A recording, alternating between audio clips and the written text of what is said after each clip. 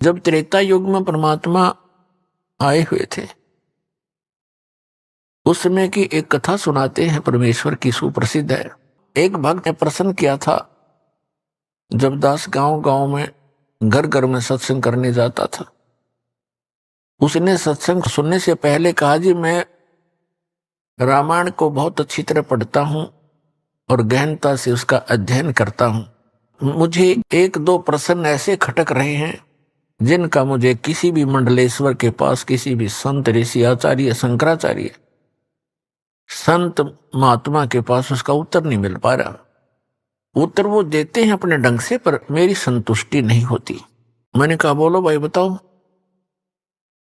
क्या प्रश्न है आपका। उन्होंने कहा कि रामायण के अंदर मंदोदरी जो रावण की पत्नी और विभीषण, उनकी ऐसी वाणी है रामायण के अंदर, उन्होंने जो विचार व्यक्त किए हैं, उस राक्षस नगरी के अंदर ऐसे शुभ विचारों के ये आत्मा कहां से आ गई, इनको ये ज्ञान कहां से प्राप्त हुआ।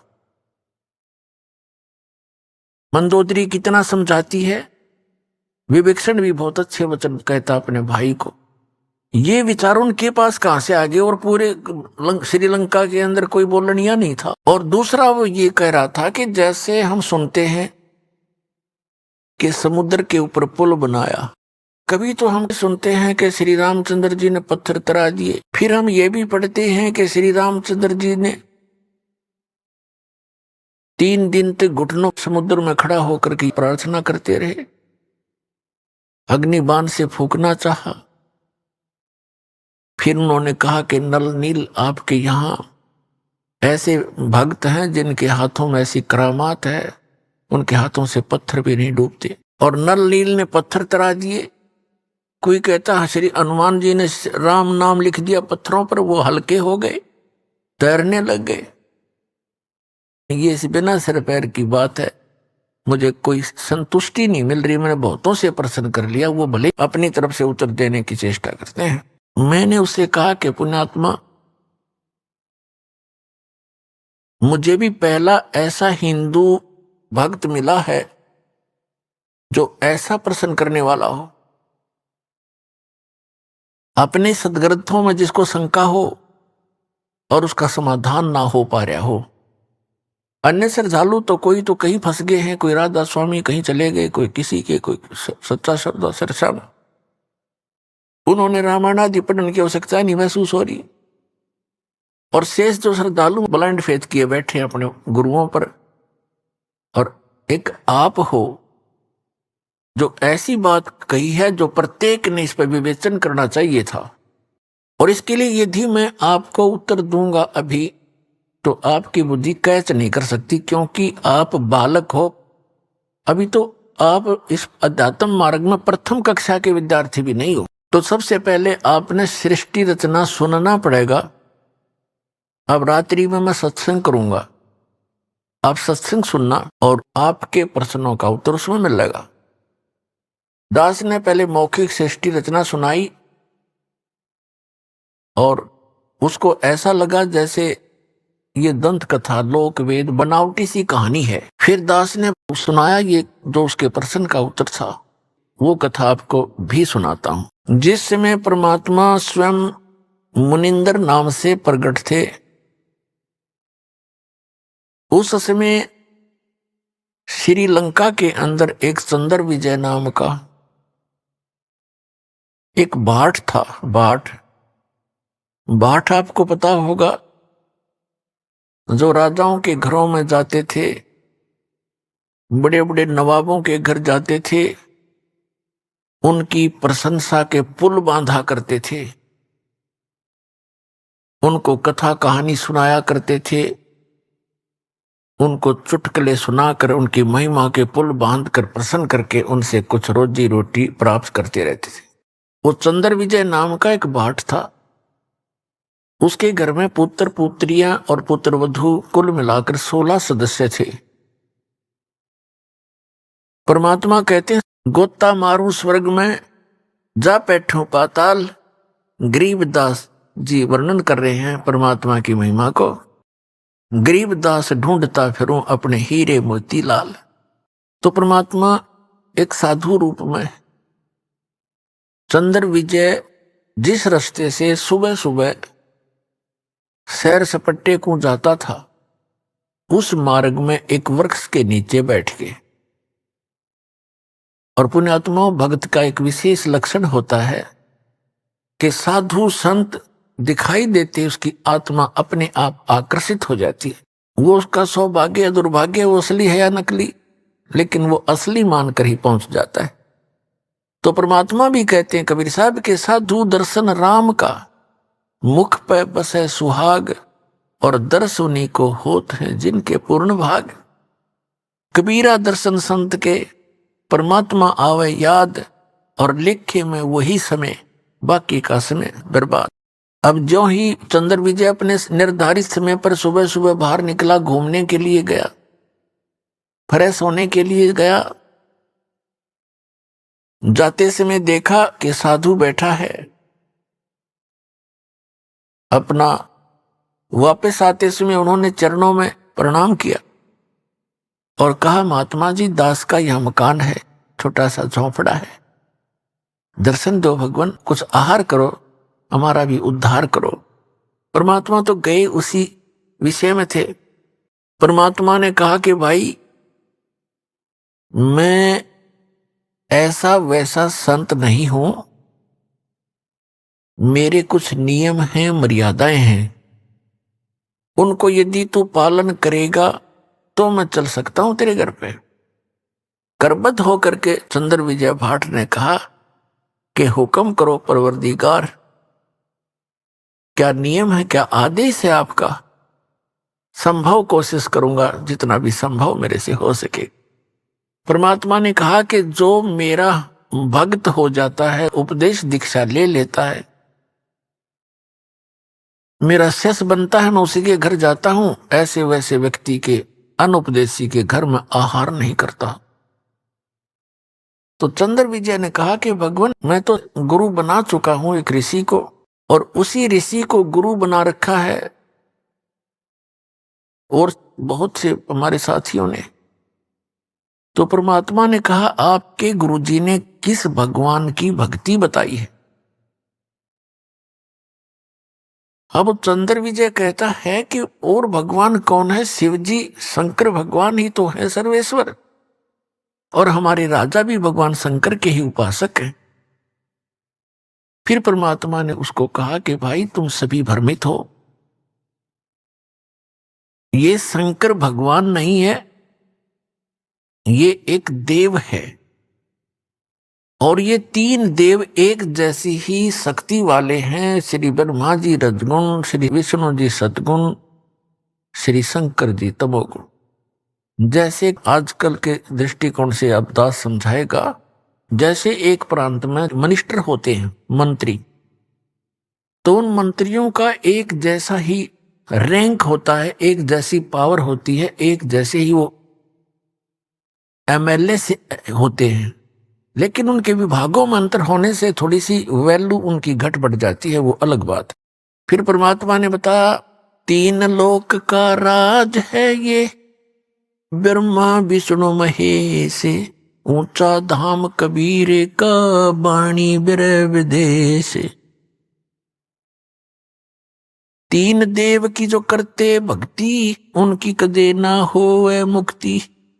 गुण तीनों की भक्ति में ये भूल पड़ो संसार, कहे कबीर निज नाम बिना कैसे उतरो पार। अब चंद्र विजय को कुछ बात खटकी, कुछ हटकर ज्ञान था, कभी कड़वा लगा, कभी मीठा लगा। घंटा 2 घंटे डिस्कशन करने के बाद उसने निर्णय ले लिया कि भगवान, आपका ज्ञान भले ही मैं पहली बार सुन रहा हूं, पर आत्मा को खींच रहा है, कुछ अच्छा सा भी लग रहा है। शुरू शुरू में तो अच्छा नहीं लग रहा था। तब चंद्र विजय ने कहा कि भगवान, दीक्षा दे दो दास को। परमात्मा ने उसको मंत्र दिया और कहा, अब दर्शन दो दास के घर पे। तो चल पड़े मालिक। अब चंद्र विजय के घर रहे परमात्मा 2, 3, 4 दिन, प्रार्थना करके रखा उनको।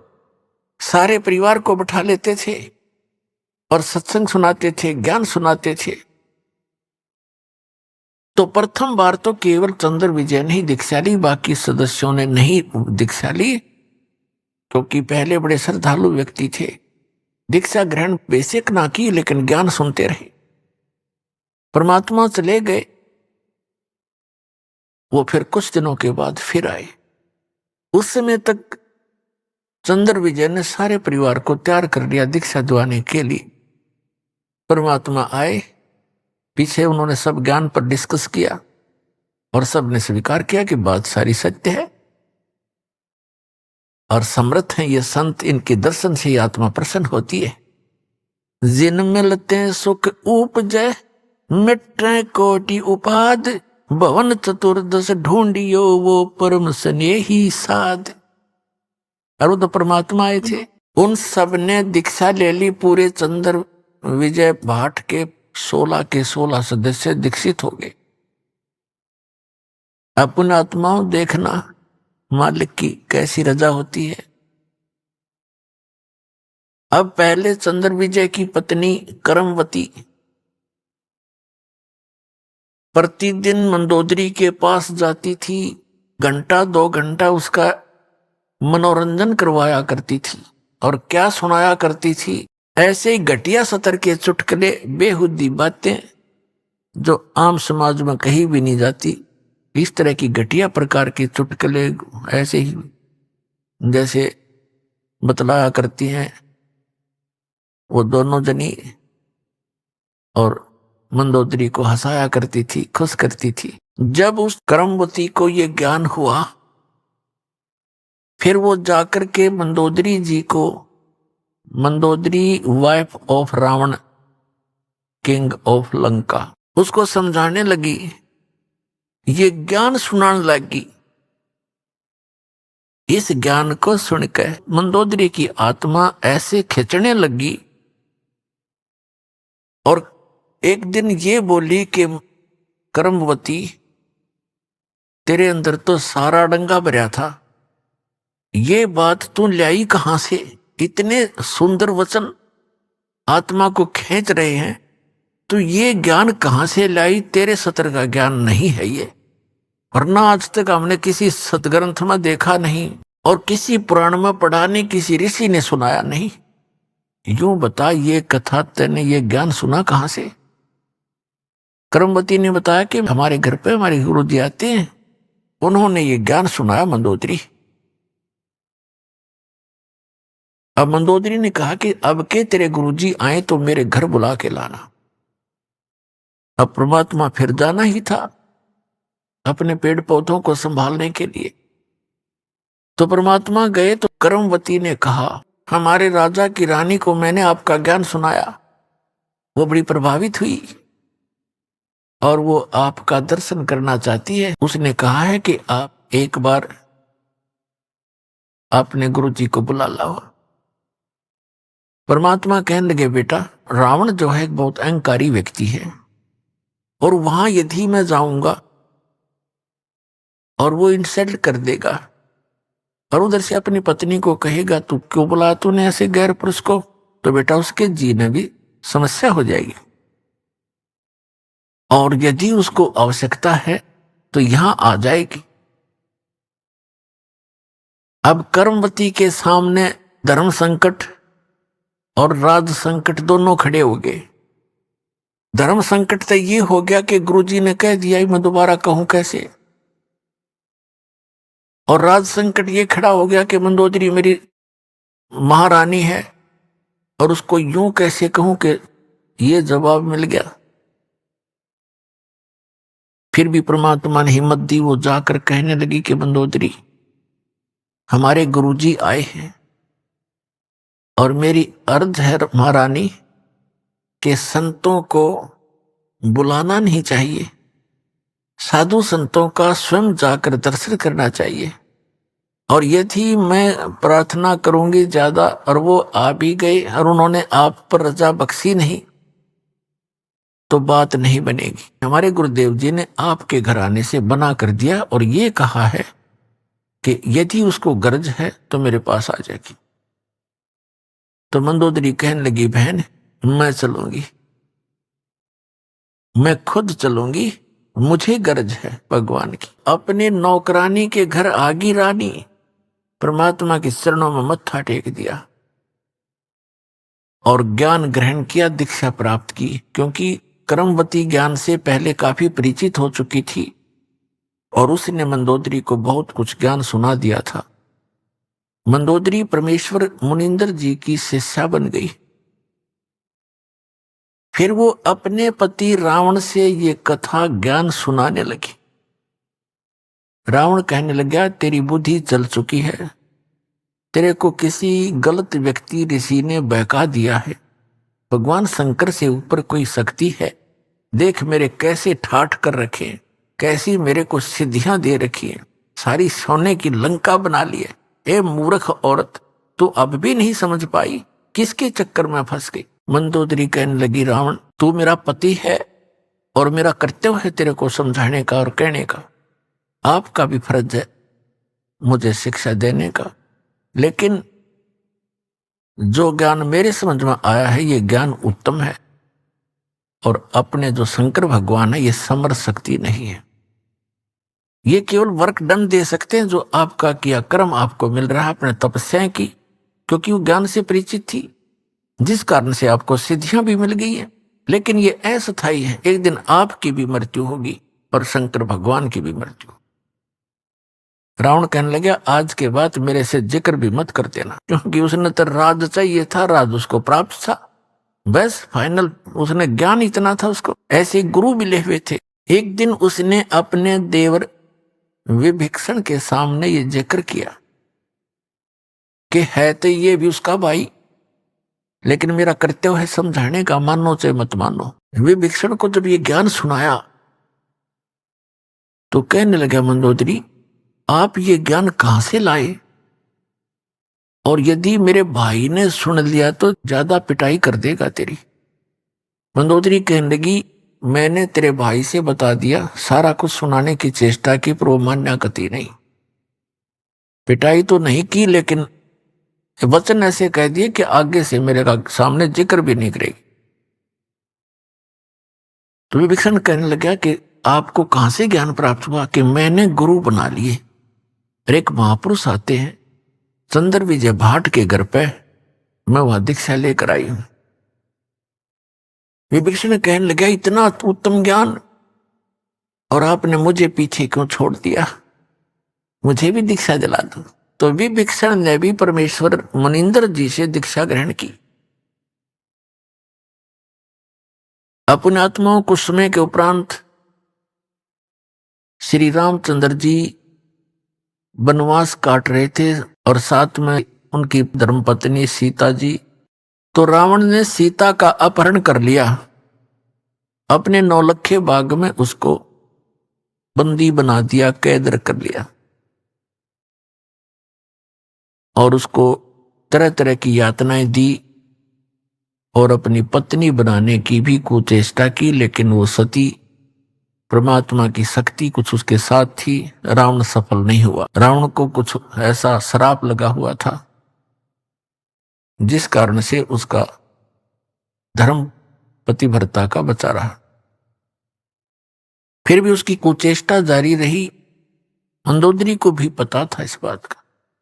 मंदोदरी भी समझाया करती थी कि आप ऐसी गलती मत करो। कबीर परमेश्वर से मंदोदरी ने प्रार्थना की कि हे गुरुवर, मेरे पति किसी औरत को उठा लाए और पता नहीं वो कौन है, वो बहुत ही सुंदर है और मेरे पति की नीयत खराब है और पुण्यात्मा एक औरत कभी पसंद नहीं करती उसका पति कोई गलती करे। इस कारण से उन्होंने परमात्मा से प्रार्थना की। परमेश्वर ने कहा, बेटा ये आम औरत नहीं है और रावण इसमें अपनी कुचेष्टा में सफल नहीं हो पाएगा, तू चिंता ना कर। फिर भी मैं बताता हूं बेटा, उसको कह दे तेरे पति को कि इस देवी को लौटा दे, इसी में इसकी खैर है। ये आम औरत नहीं है, ये लक्ष्मी अवतार है और श्री विष्णु श्री राम रूप में अपने कर्माधार से यहां वनवास प्राप्त किए हुए थे राजा दशरथ के घर उनका जन्म है और वो दोनों भाई जंगल के अंदर भटक रहे हैं, इसकी खोज कर रहे हैं। और वो यहां तक पहुंचे भी कि एक दिन सेना भी लेकर आएंगे, युद्ध भी होगा, इसको सहर्ष लौटाकर अपनी अक्षमा याचना कर ले तो इसकी जान बच सकती है, तेरा सुहाग रह सकता है। अब मंदोदरी जी अपने गुरुदेव के एक एक वचन को फाइनल मानती थी कि जो ये कहते हैं सारी सत्य है, क्योंकि वो तो भगवान भी थे। रावण को जाके मंदोदरी ने कहा कि आप इस देवी को लौटा दो, ये आम औरत नहीं है, ये इस भगवान विष्णु की पत्नी समझो, लक्ष्मी जी आई हुई, और श्री विष्णु जी ही श्री रामचंद्र रूप में जो इनके पति हैं वो जंगल में घूम रहे हैं, इसकी खोज कर रहे हैं, आप इसको लौटा दो और अक्षमा याचना कर लो। रावण ये बात सुनकर ऐसा क्रोधित हो गया, कहने लगा, मूर्ख औरत, तेरा दिमाग खराब है, एक दो मांसाहारी मस्करे जंगल में फिरते हैं तीर लिए, उनसे मुझे डराती है? मेरे 1 लाख पुत्र हैं, 1.25 लाख मेरे नाती हैं, मेघनाथ और जैसे मेरे पुत्र हैं, कुंभकर्ण जैसे मेरे भाई हैं, तो किससे मुझे डराती है? एक दो व्यक्ति जंगल में फिर रहे हैं और माफी मांगने की कहती है, क्षमा याचना करने कहती, तेरी बुद्धि चल गई है, बहुत कुछ खरी खोटी कही। अब मंदोदरी को अपने गुरुदेव की बात पर फाइनल विश्वास था, अटल विश्वास था कि न जो बोला सही है। तब परमात्मा से उन्होंने फिर स्वयं प्रयत्न किया। उधर से सीता जी की खोज करते करते हनुमान जी ने वो सुराग लगा ही लिया था कि रावण के 9 लखा बाग में वो कैद हैं। फिर वो तैयारी हो रही थी उधर से सेना की।